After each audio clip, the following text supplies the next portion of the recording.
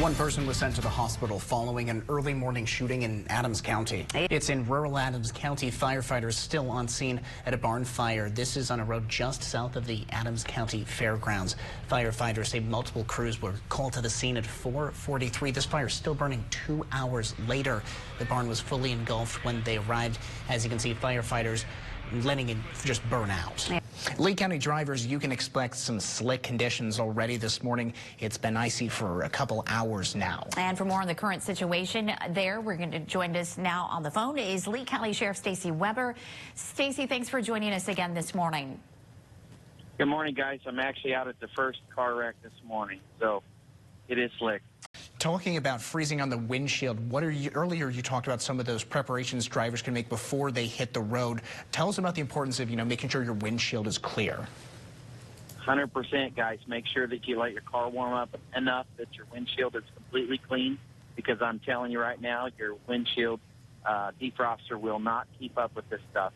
But I have no doubt that they're going to go on a long run this postseason. Awesome, Brendan. Thank you so much. And that segment will air right here on WGEM tomorrow. And hey, we're not the only ones excited about this. Savannah and Hoda, what about you guys? Hey guys, we're so excited. It's fading quickly, but we still have our blue supermoon visible in the sky. Absolutely, and it absolutely lives up to its title as a supermoon. You can see a live look over at Quincy on our tower cam right there. Whitney, you've been talking about this for the last day or so. Why is it called a supermoon? Also, it's not looking super blue. Why is it called that? I was going to say, how are you guys dealing with the rain right now? Having fun. We don't melt. We're here. We're having a good time. Turn up the music and let's party. Yep. Excellent, excellent. Oh, thank you guys so much. Congratulations on the award. Back to you guys. Keokuk school officials are one step closer to moving into a new pre-K building.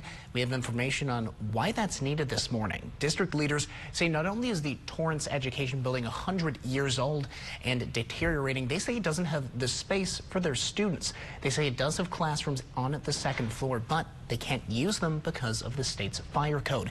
That means 100 students have to cram onto the first floor. The school board has approved the purchase agreement for 2 new buildings to support the move. Keokuk's superintendent gives a breakdown of the cost it would take to keep Torrance open. Some of the costs associated with upgrading Torrance would include improving the HVAC system, which the estimate is over $2 million.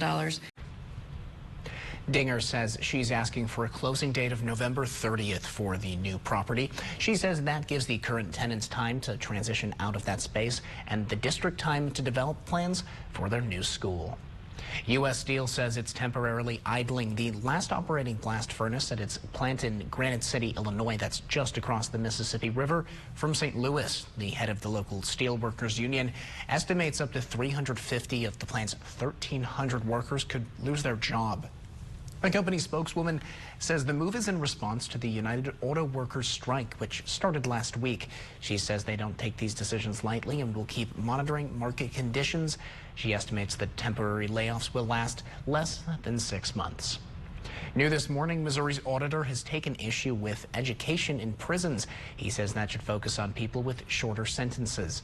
The auditor says Missouri's vocational enterprise program prioritizes too many prisoners with longer sentences and fails to help those near release. But prison officials say everyone should be allowed to get an education no matter how long they'll stay in prison. The auditor recommends prisons change their practices to offer training to those closer to release. He says 35% of those in the program have more than 10 years left behind bars. Welcome back. Here's a look at some of the events going on around the Tri-States today. The Clark County Mule Festival continues in Cahokia, Missouri. Today's events start with the Mule Games and the vendors opening at 10 in the morning. Mule jumps will get underway at 3 in the afternoon, and there will be a fish fry at 4. Goat sorting and roping gets underway at 7. Tomorrow's events include the Mule Show that starts at 10 in the morning, kicking off a midday lineup of events. The rodeo takes place at 7 p.m. Happening tomorrow, skateboarders, bikers, and scooter enthusiasts, you can head out to Hannibal's Ramp Park for some fun. Shredfest returns at 10 a.m. tomorrow, with the competition kicking off at 1 in the afternoon. Admission is free, and trophies, ribbons, and some other awards will go to the winners. Additionally, the first 25 kids at the park will get helmets from the Evening Kiwanis and Lions Club.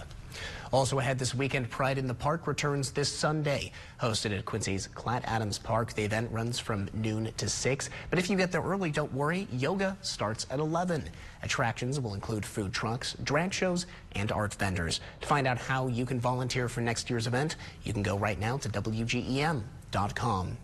Also happening tomorrow, Art Fest returns to Quincy. Hosted by the Quincy Arts Center, they look to bring the community together and show off the services they offer.